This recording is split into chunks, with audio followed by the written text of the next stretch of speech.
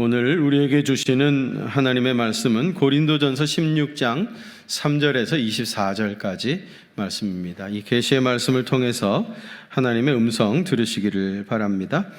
내가 이를 때에 너희가 인정한 사람에게 편지를 주어 너희의 은혜를 예루살렘으로 가지고 가게 하리니 만일 나도 가는 것이 합당하면 그들이 나와 함께 가리라. 내가 마게도냐를 지날 터이니 마게도냐를 지난 후에 너희에게 가서 혹 너희와 함께 머물며 겨울을 지낼 듯도 하니 이는 너희가 나를 내가 갈 곳으로 보내어 주게 하려 함이라.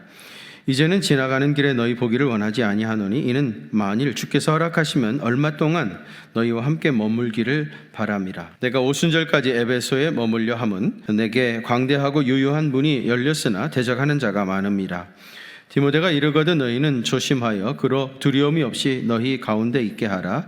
이는 그도 나와 같이 주의 일을 힘쓰는 자임이라. 그러므로 누구든지 그를 멸시하지 말고 평안히 보내어 내게로 오게 하라. 나는 그가 형제들과 함께 오기를 기다리노라. 형제 아볼로에 대하여는 그에게 형제들과 함께 너희에게 가라고 내가 많이 권하였으되 지금은 갈 뜻이 전혀 없으나 기회가 있으면 가리라. 깨어 믿음에 굳게 서서 남자답게 강건하라. 너희 모든 일을 사랑으로 행하라. 형제들아, 스데바나의 집은 곧 아가야의 첫 열매요 또 성도 섬기는 일로 작정한 줄을 너희가 아는지라. 내가 너희를 권하노니 이같이 사람들과 또 함께 일하며 수고하는 모든 사람에게 순종하라. 내가 스데바나와 부두나도와 아가이오가 온 것을 기뻐하노니 그들이 너희의 부족한 것을 채웠음이라. 그들이 나와 너희 마음을 시원하게 하였으니 그러므로 너희는 이런 사람들을 알아주라. 아시아의 교회들이 너희에게 문안하고 아굴라와 브리스가와 그의 집에 있는 교회가 주 안에서 너희에게 간절히 문안하고 모든 형제도 너희에게 문안하니 너희는 거룩하게 입맞춤으로 서로 문안하라. 나 바울은 친필로 너희에게 문안하노니 만일 누구든지 주를 사랑하지 아니하면 저주를 받을지어다.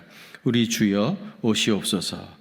주 예수 그리스도의 은혜가 너희와 함께하고 나의 사랑이 그리스도 예수 안에서 너희 무리와 함께 할지어다.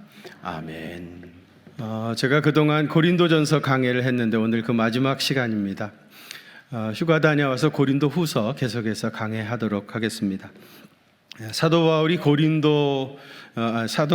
바울 서신을 13개 썼습니다. 그런데 바울의 서신들은 공식처럼 그 구조가 다 똑같습니다. 크게 3개로 되어 있죠. 첫 번째 부분은 서론으로 자기 소개와 인사말이 나옵니다. 사도 바울은 고린도전서에서는 고린도전서 1장 1절에서 이렇게 자기를 소개했습니다. 하나님의 뜻을 따라 그리스도 예수의 사도로 부르심을 받은 바울이라. 하나님의 뜻에 따라 사도로, 주님의 사도로 부르심을 받은 사람이라. 그렇게 이제 자기 자신을 소개하고요.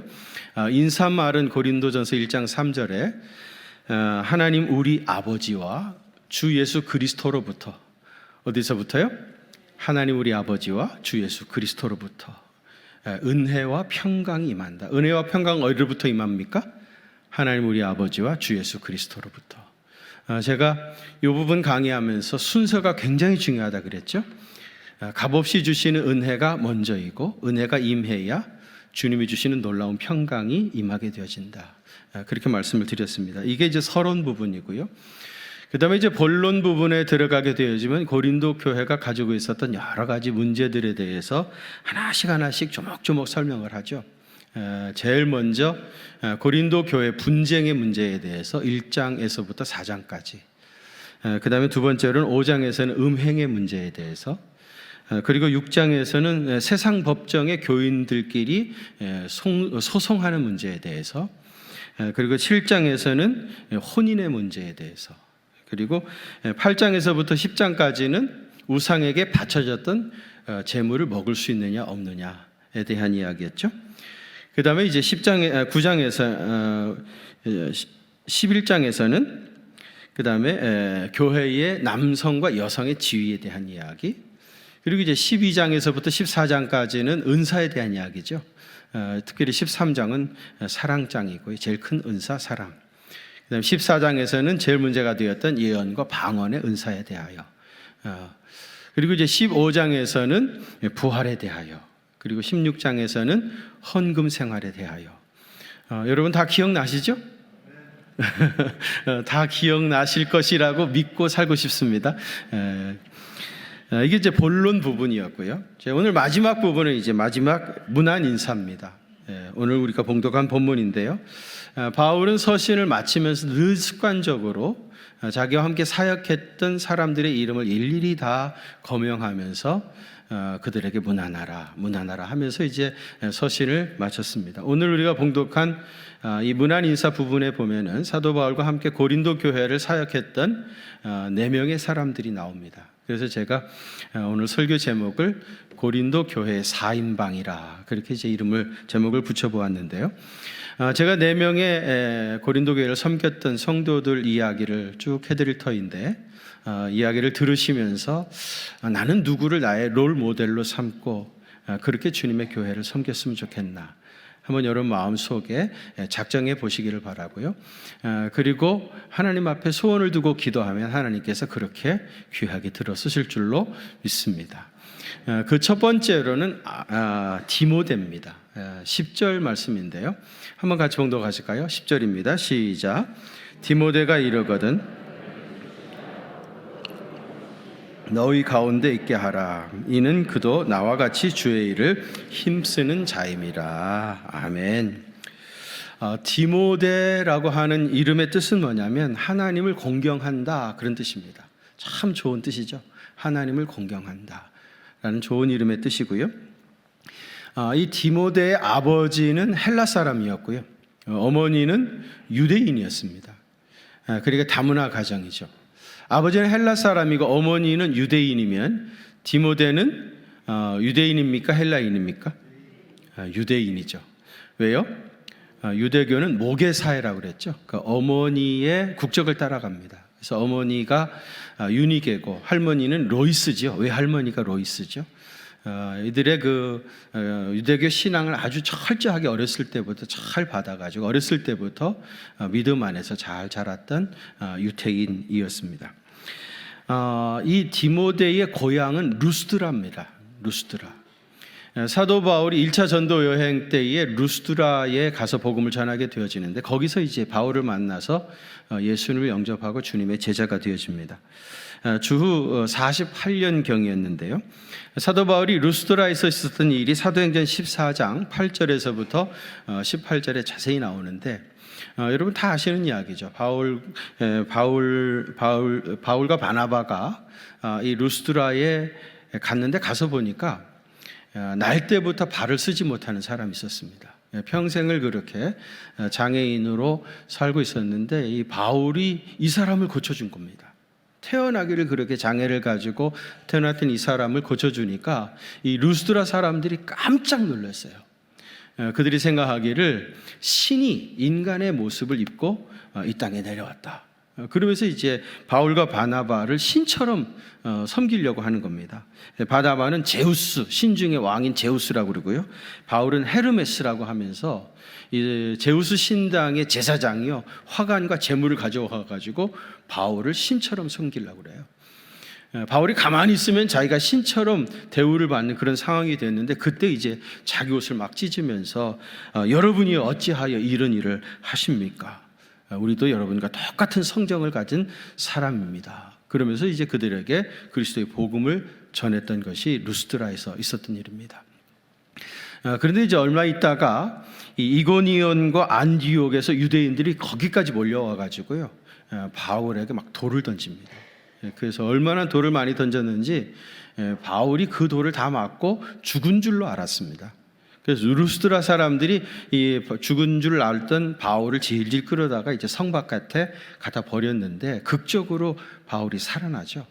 그러나 가지고 계속해서 이제 복음을 전하는 사역자로서 살아가게 되어진데 그런 일이 있었던 곳이 루스드라인데 디모데가 바로 이 루스드라 사람이고요. 거기서 이제 바울을 만나서 주님을 영접했던 것입니다.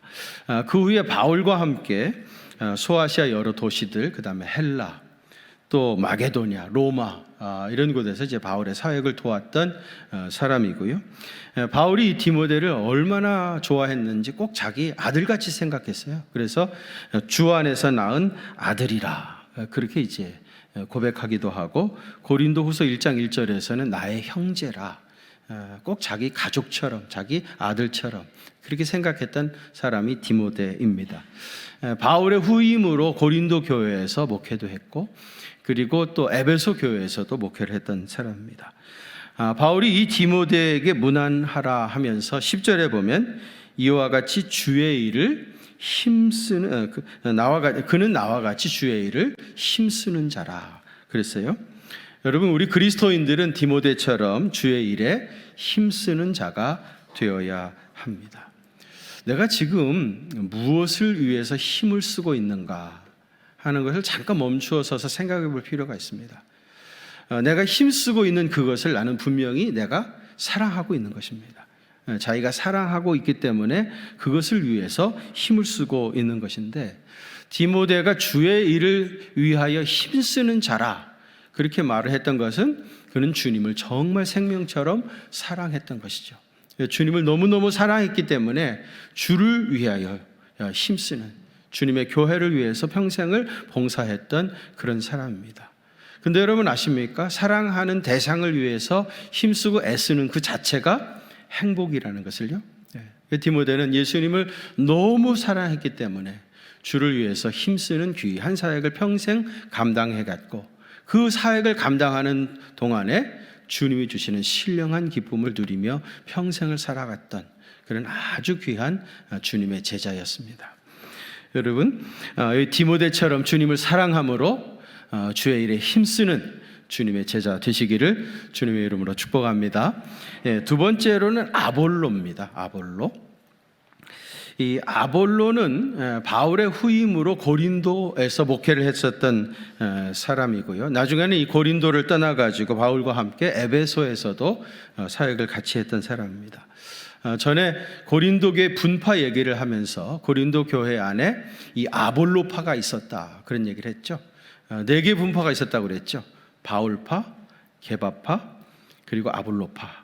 나는 여기저기도 안 속했다, 그리스도파. 이 4개의 분파가 있었다 그런 말씀을 드렸는데, 이 아볼로는요 전혀 자기가 자기 따르는 사람들을 선동해가지고 아볼로파를 만든 사람이 절대로 아닙니다. 그는 그렇게 자기를 추종하는 사람들이 만들어지기를 절대로 원하지 않았습니다. 고린도 교회 교인들이 이렇게 이제 대표적인 사도들을 중심으로 해가지고 그들을 상징적인 인물로 끌어왔고, 그리고 이제 자기들끼리 그렇게 모여가지고 계파를 형성해서 고린도 교회 안에 그런 분쟁이 일어나게 했었던 겁니다. 아볼로는 절대로 자기를 따르는 사람들을 모아가지고 아볼로파를 만든 사람이 아닙니다. 이 아볼로에 대하여 사도행전 18장 24절에서 26절에 아주 자세하게 설명하고 있는데, 한번 같이 봉독하겠습니다. 시작. 알렉산드리아에서 난 아볼로라 하는 유대인이 성경에 능통한 자라. 그가 일찍이 주의 도를 배워 열심으로 예수에 관한 것을 자세히 말하며 가르치나 요한의 세례만 따름이라. 그가 회당에서 담대히 말하기를 시작하거늘 브리스길라와 아글라가 듣고 데려다가 하나님의 도를 더 정확하게 풀어 이르더라. 아멘. 이 아볼로는 어디 출신이라고요? 알렉산드리아 출신입니다. 알렉산드리아. 이 알렉산드리아는요 이집트 땅인데요, 이집트의 수도가 카이로죠. 카이로에서 북서쪽으로 한 140km 정도 올라가게 되어지면은 알렉산드리아라고 하는 아름다운 항구 도시가 있는데요, 이 알렉산드리아는 옛날부터 학문이 발달했던 것으로 아주 유명한 곳입니다. 알렉산드리아 학파가 있을 정도로요 굉장히 학문이 발달했던 것이고요, 이 아볼로는 거기서 태어나가지고 일찍부터 공부를 굉장히 많이 했던 학자 출신입니다. 주전 200년에서 250년 사이에 그 구약 성경이 히브리어로 되어 있잖아요. 히브리어로 되어 있는 구약 성경을 처음으로 헬라어로 완전히 번역해 가지고 출판한 일이 있었는데, 이게 알렉산드리아에서 그런 일을 했습니다. 알렉산드리아에 70명의 장로들이 이 히브리어 성경을 헬라어로 번역을 해서 출판하는 위대한 업적을 남기게 되어져요. 그래서 이제 70인역, 헬라어로는 셉투아진트라 그렇게 얘기하는데, 그런 놀라운 일이 이제 알렉산드리아에서 있었고요. 이 알렉산드리아는 그 수사학, 또 철학, 수학 이런 학문들이 발달을 했어요. 사실은 이 수사학이니 철학이니 수학이니 이런 것들이 다 논리적인 학문들입니다. 그래서 이제 이 아볼로는 알렉산드리아에서 일찍 공부했기 때문에 이런 것들에 굉장히 익숙했고요. 그래서 대단히 언변이 좋은 사람이었어요. 언변이 좋다라고 하는 말은 그의 말을 들어보니까 논리가 있는 거예요. 들어보니까 다 이해가 되어지고. 이 아볼로는 알렉산드리아에서 공부를 많이 해서 굉장히 언변에 능통한 사람이었고요. 그리고 일찍부터 주의 도를 배워서 열심으로 예수님에 관한 것을 자세히 말하며 가르쳤다. 진리에 대한 그런 그 목마름, 그런 것들이 있어가지고 일찍부터 이제 주의 진리를 이제 배우고요. 또 그것을 가르치는 일에 열심을 냈었던 그런 사람이었고요. 그런데 보면은 그에게 한계가 있었죠. 요한의 세례만 알따름이라 그랬어요. 성령님께서 역사하시고 성령 세례 이런 것들은 전혀 모르고 요한의 세례만 알따름이었다. 그것이 이제 이 아볼로의 한계였죠. 그런데 이제 아굴라와 브리스길라 부부가 가만히 이 아볼로가 얘기하는 얘기를 들어보니까 이 사람이 요한의 세례밖에 모르는 거예요. 그래가지고 이 사람을 데려다가 성령 세례에 대해서 또 기독교 진리의 핵심에 대해서 가르쳐 줍니다. 근데 이 아볼로가 그걸 다 그대로 배워요.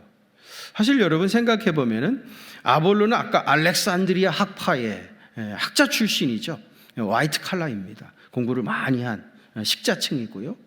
반면에 이제 아굴라와 브리스길라는 장막 만드는, 텐트 만드는 블루 칼라죠. 노동자 계급입니다. 사실 어떻게 보면 신분의 차이가 굉장히 많죠. 학문으로 얘기하면 아볼로가 대단한 사람인데, 그런데 아굴라와 브리스길라가 이 사람을 불러다가 성령 세례에 대해서 자세히 가르치는데 그거를 다 그대로 배웁니다. 그 말은 뭐예요? 그 마음이 활짝 열려져 있는 사람, 누구에게도 배울 수 있는 마음이 겸손한 사람, 그런 사람이었다 하는 겁니다. 12절 말씀 한번 같이 보도록 하실까요? 12절 시작. 형제 아볼로에 대하여는 내가 많이 권하였으되 지금은 갈 뜻이 전혀 없으나 기회가 있으면 가리라. 아멘. 이 고린도 전서를 사도 바울이요 에베소에서 주후 55년경에 이 편지를 썼거든요. 그때 아볼로가 에베소에 같이 있었어요. 그래서 사도 바울은 이 아볼로 보고 고린도 교회로 다시 돌아가라, 가서 사역을 하라, 그렇게 여러 번 권면을 했는데 아볼로는 그것을 거절을 한 겁니다. 지금은 때가 아니라는 거예요. 왜 아볼로가 거절을 했는가 하면 아까 말씀드린 대로 아까 아볼로파가 고린도 교회에 있었잖아요. 자기는 전혀 원하지 않던 일인데 사람들이 자기 이름을 중심으로 해가지고 아볼로파를 만들어서 고린도 교회가 안에 갈등이 일어나는데, 그런 상황에서 자기가 가게 되어지면은 아볼로파 사람들이 우리가 이겼다, 우리가 따르는 아볼로가 다시 왔다 하면서 이 고린도 교회의 분쟁 문제가 다시 불거질 것 같아서 지금은 때가 아니라 그렇게 생각했던 겁니다. 사도 바울은 아볼로가 전혀 그런 사람이 아니라는 걸 확실히 알고 있었기 때문에 아볼로를 다시 보내려고 그랬던 거죠. 만일에 아볼로가 눈꽃만큼이라도 자기 사람을 그렇게 똘똘 챙기는 사람이었다고 하면은 다시 보내려고 하지 않았겠죠. 전혀 그런 사람이 아니라는 걸 바울이 너무 잘 알고 있었기 때문에 여러 번 고린도 가서 다시 사역을 하라 그렇게 권했는데도 아볼로는 지금은 때이 아니다, 나중에 기회가 되면 가겠다, 그러면서 이제 거절했다 하는 말입니다. 이 말은 아볼로는 자기 분수와 한계를 분명히 알았던 거예요. 나는 그리스도의 교회를 세우는 사람이고 그리스도의 복음을 전하는 사람이고 주님의 이름을 전하는 사람이지 자기 이름을 드러내거나 자기 사람을 만들거나 그러는 일은 절대로 할 수 없는, 해서는 안 된다는 자기 한계와 자기 사명을 아주 분명히 알고 자기 자리를 끝까지 잘 지켰던 그런 사람입니다. 아볼로가 있었고요. 그 다음에 세 번째로는 이제 스데바나와 그 집 사람들입니다. 15절에 보시면 스데바나는 아볼로의 아가야의 첫 열매라 그렇게 얘기를 하는데요. 지금 그리스 반도 북쪽에 가게 되어지면 빌립보, 데살로니가, 또 베레아, 아덴 이런 도시들이 있어요. 이 그리스 반도 북쪽을 마게도냐라 그렇게 얘기합니다. 그 다음에 이제 남쪽으로 쭉 내려오게 되어지면은 고린도 도시로부터 그 밑에는 아가야 그렇게 불러요. 그래서 이제 그리스는 크게 마게도냐와 아가야 이렇게 이제 두 지역으로 되어 있는데, 이 스데바나는 아가야의 첫 열매다. 그 말은 뭐예요? 고린도 교회의 1번 신자다 이 말이야. 처음으로 고린도 교회에 등록한, 예수님의 복음을 받아들여 등록한 첫 번째 그리스도인이었다 그 말입니다. 고린도 교회에 제일 먼저 등록한 사람이었고요. 그 다음에 15절에 보면 성도를 섬기기로 작정한 사람이다. 자기가 제일 먼저 고린도 교회 교인이 됐는데, 먼저 예수님 믿기 시작하고 이제 그 후에 다 성도들이 들어올 거 아닙니까? 이 사람들을 극진히 잘 섬겼던 거예요. 그래서 고린도 교인들이 다 알아. 이 스데바나는 교인들 섬기는 일에 앞장섰던 사람이라. 자기가 1번 교인이다. 그럼 뭐 텃세를 부린다거나 뭐 그런 거 절대로 하지 않고요. 교인들, 늦게 들어온 교인들 다 섬겼던 그런 사람이고요. 그 다음에 17절에 보면은 다른 사람의 부족한 것을 보충해 주는 사람이었어요. 여러분, 세상에 완전한 사람은 있다 없다? 없습니다. 세상에 완전한 사람은 없어요. 뭐 성경에 나오는 그 쟁쟁한 인물들, 예를 들면 노아는 하나님이 당대 완전한 자라고 인정까지 했던 사람인데도 나중에 포도주를 너무 많이 먹고 실수한 이야기 잘 아시죠? 아브라함, 뭐 이삭, 야곱, 요셉, 뭐 모세, 여호수아, 뭐 솔로몬, 다윗 할 것 없이요. 성경에 나온 모든 인물들은 다 그들의 치명적인 약점들이 있어요. 뭐 예수님의 제자들은 뭐 이루 말할 것도 없고요. 모든 사람은 다 완전하지 못합니다. 연약한 부분들이 누구에게나 다 있어요. 근데 여러분, 그 연약한 부분이 내 눈에 보여지면 그것은 내가 덮어주라고, 내가 감싸주라고 하나님께서 그거를 나에게 보여주신 거예요. 그러니까 여러분, 다른 사람의 연약한 부분이 드러나면 여기 스데바나처럼 그들의 부족한 것을 채워주고 덮어주고 감싸주고 그래야죠. 그거를 광고하고 알리고 그거 가지고 고발해 대고 문제를 삼고 그런 것은 절대로 온전하지 못해요. 어떤 경우에는요, 기도해달라 그러면서 다른 사람 허물을 얘기하는 거예요. 세상에 그런 이상한 신앙을 가진 사람이 어디 있어요? 기도할 일이 있으면 자기 혼자 알아서 기도하면 되지, 다른 사람의 부족한 부분을 얘기하면서 아무개가 그랬대, 그 사람 위해서 기도해야 해, 그러면서 온 소문이 다 퍼지는 거야. 세상에 그런 일이 어디 있어요?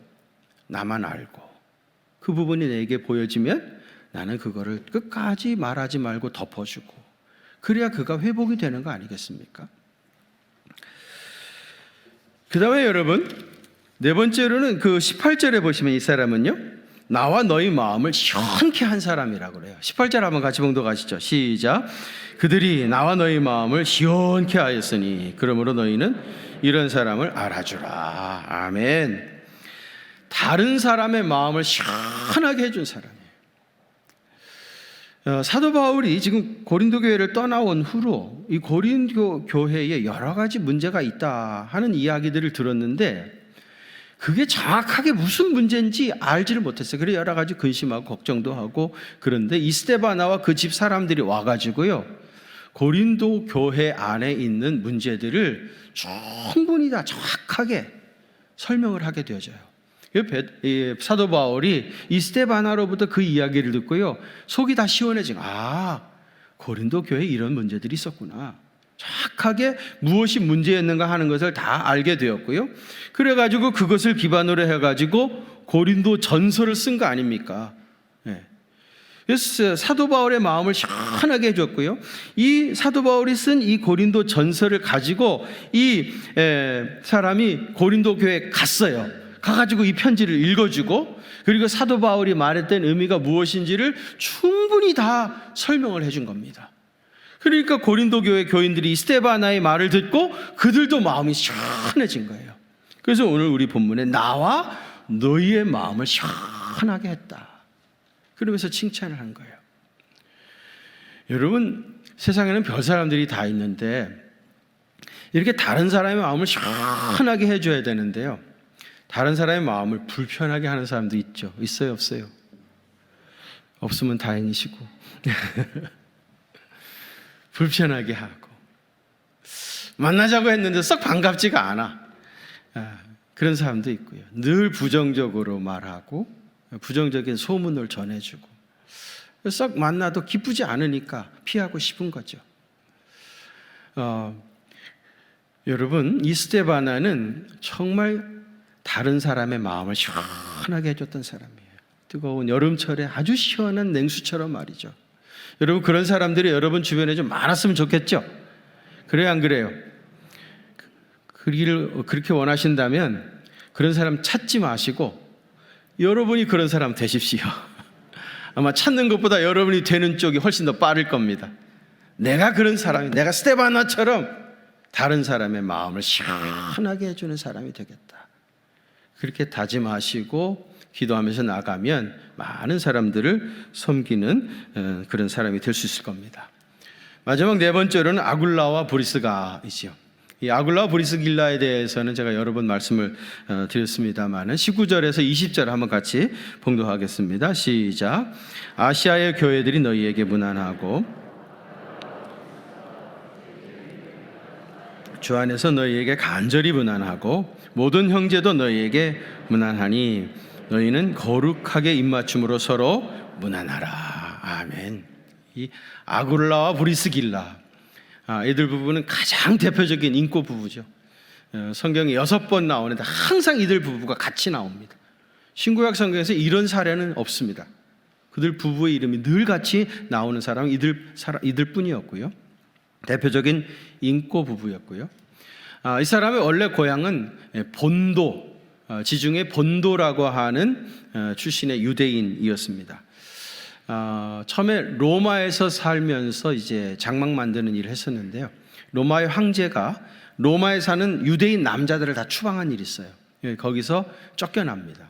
그래서 이제 고린도에 와가지고 거기서 이제 장막 만드는 일을 하면서 뿌리를 내리고 살고 있었는데 사도 바울이 이제 2차 전도 여행 중에 고린도에 왔다가 이 사람하고 이제 사도 바울도 자비랑 선교를 했잖아요. 장막 만드는 일을 하니까 업이 같아가지고 같이 동업하기도 하고 또 바울을 많이 도와주기도 하고 그래서 이제 이 아굴라와 브리스길라 부부를 가깝게 지내게 됐고요. 그들에게 이제 복음을 전해서 이들도 바울로부터 예수님을 영접하게 되었습니다. 그리고 고린도 교회가 이들 부부의 가정에서부터 시작됐다고 그랬죠.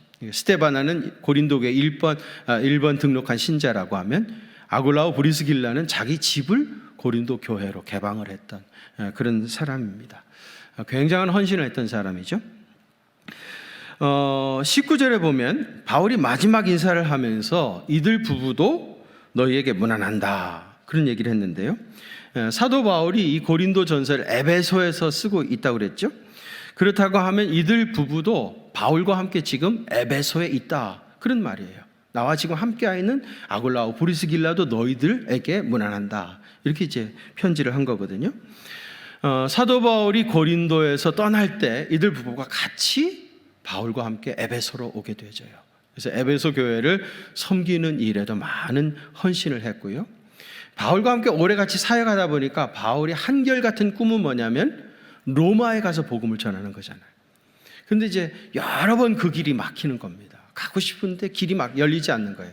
이거를 이제 아굴라와 브리스길라 부부가 알아가지고 바울보다도 훨씬 전에 로마에 가가지고 로마 교회를 세우는 일을 하게 되어집니다. 그래서 여러분 이 아굴라와 브리스길라는 고린도 교회, 그 다음에 에베소 교회, 그 다음에 추방되었던 로마에 다시 돌아가가지고 로마 교회를 세우는 일에 많은 헌신을 하게 되어지죠. 그래서 사도 바울이 로마서를 마치면서 이제 로마 교회에 문안하라 하면서 이들 부부에 대해서 뭐라고 그럽니까? 내 목숨을 위하여 자기 목이라도 내어놓았다 하면서 이들 부부를 칭찬하죠. 자기 사역을, 바울의 사역을 위해서 자기 목숨을 내놓고 사역했던 그런 사람이라고 칭찬하신 겁니다. 아굴라와 브리스길라 부부의 이런 헌신적인 사랑을 통해서 교회들이 세워지고 많은 영혼들이 주님의 품으로 돌아오게 된 겁니다. 오늘 여기 우리 방글라데시 선교사님도 와 계시는데 이 방글라데시라고 하는 나라가 얼마나 어려운 나라입니까? 그곳에서 벌써 27년이나 사역을 하셨다고 그래요. 너무 귀하신 선교사님을 오늘 가까이서 뵈서 너무 저는 반가웠고요. 또 우리 교회의 평신도 선교사 중에 김원식 선교사님이 캄보디아에서 헤브론 병원이라고요. 아주 굉장히 큰 종합병원입니다. 우리 선교사님들이 가셔가지고 거기서 큰 종합병원을 세웠고요. 캄보디아에서는 이 심장 수술을 할 수 있는 유일한 병원입니다. 제일 좋은 병원이고 큰 병원인데 우리 김원식 선교사님이 이제 거기 가셔가지고 사역을 너무너무 잘하셔요. 얼마 전에 이제 오셨는데 오셔가지고 보니까요 8kg나 빠졌어요. 이 김원성 기사님 무슨 뭐 비대하신 분도 아니고 그런데 8kg나 빠진 거예요. 너무 덥고 그러니까 진이 빠지는 거죠. 그리고 이제 먹는 게 부실하고 그리고 이제 이 선교사님이 너무 사람이 좋다 보니까 그 병원에서 일어나는 모든 일을 자기한테 가져온대. 그래가지고 그냥 너무너무 일이 많은 거예요. 쉬지 못하고 그래가지고 8kg나 빠졌어요. 머리도 하얗게 새시고. 그래서 제가 걱정을 많이 했는데 오시자마자 옛날에 할렐루야 찬양대 2부 찬양대 했는데 오시자마자 바로 그 주일날 찬양대에서 찬양하더라고요. 하시는 말씀이 거기서 있어 보니까 찬양을 마음대로 하지 못하니까 영혼이 답답해서 죽을 것 같았다. 그게 제일 힘들었다고 그래요. 여기 와가지고 찬양을 마음껏 하시니까 너무 살 것 같다고 좋다고 이제 그렇게 말씀하셨어요. 여러분 우리 김원식 선교사님은 경찰병원에서 30년 동안 일을 하셨어요. 그리고 이제 은퇴하시면서 캄보디아로 가신 건데 제가 은퇴하시는 은퇴식에 제가 참여를 했습니다. 은퇴하고 열흘도 안 됐던 것 같아요. 은퇴하자마자 캄보디아 그 헤브론 병원으로 가셔서 사역하시는데 사실 여기서 이제 충분히 얼마든지 편하게 그렇게 살 수 있는데도 그리스도의 복음을 전하기 위해서 그런 값진 희생을 하시고 계셔요. 그래서 저는 우리 김원식 선교사님 보면서 너무 감동을 받았고 또 도전이 되어지고 또 우리 교회에서 이런 그 평신도 선교사님들이 전문인 선교사들이 좀 많이 나와서 지구촌 선교지에 가서 이렇게 헌신적으로 희생을 잘 감당해서 많은 사람들이 주님의 품으로 돌아왔으면 좋겠다. 그런 생각을 여러 번 하게 됐습니다. 여러분 관심을 가지시고 기도해 주시고요. 이 아굴라와 브리스길라 부부가 주의 복음을 위해서 이렇게 많이 헌신했던 것처럼 여러분들도 주님의 복음을 위해서 희생하고 헌신하는 삶을 살겠다고 마음으로 다짐하시고 그리고 기도로 준비하시면 하나님께서 마음껏 사역할 수 있는 그런 길을 활짝 열어주시리라고 믿습니다. 제가 고린도 교회 4인방에 대해서 말씀을 드렸는데 그 첫 번째는 누구였죠? 벌써 다 잊어버리셨네요. 디모데, 그죠? 두 번째는 아볼로, 알렉산드리아 학파의 아볼로. 세 번째는 누구죠? 내가 잊어버렸네요. 스테바나와 그의 집 사람들. 마지막 네 번째는 아글라와 브리스길라 부부.